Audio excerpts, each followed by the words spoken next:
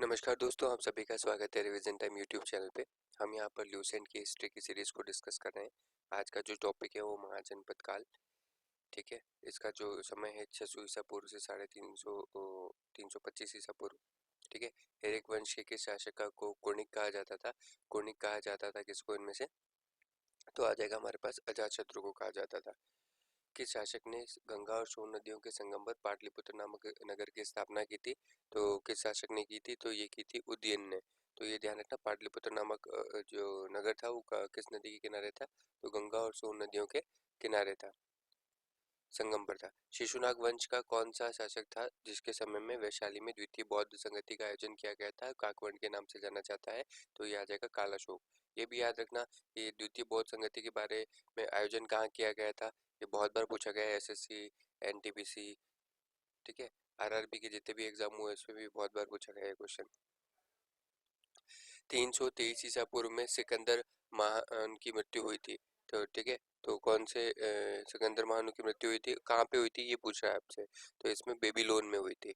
ठीक है, किस मृदभांड पॉटरी भारत में द्वितीय नगरीय और शहरीकरण के आरंभ का प्रतीक माना गया है?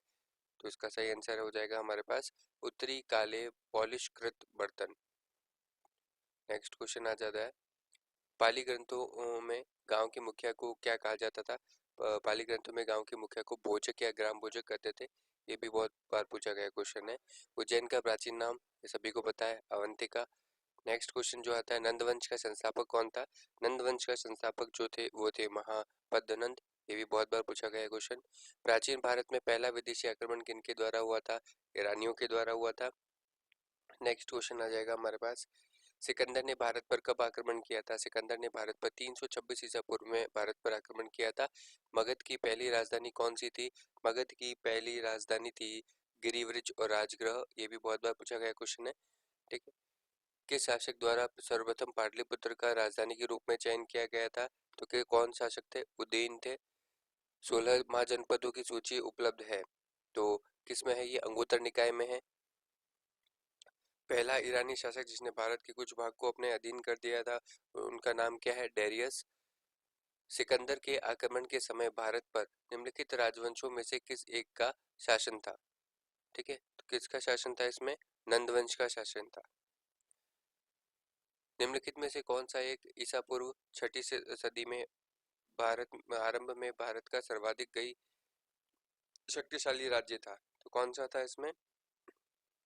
मगध सबसे शक्तिशाली राज था। निम्नलिखित में से किसे सैन्य यानी नियमित और स्थायी सेना रखने वाला कहा जाता था? तो किसे कहा जाता है इसमें? बिंबिसार को। और ये क्वेश्चन भी पूछा गया है। महाजनपद काल में श्रेणियों के संचालन को क्या कहा जाता था? श्रेष्ठिन कहा जाता था। मगध के किस आरंभिक शासक ने राज्यारोहण के लिए अपने पिता की हत्या की और इसी राजवंश अपने पुत्र द्वारा मारा गया था? तो इसमें आंसर आ जाएगा अजातशत्रु। ये भी बहुत बार पूछा गया क्वेश्चन है।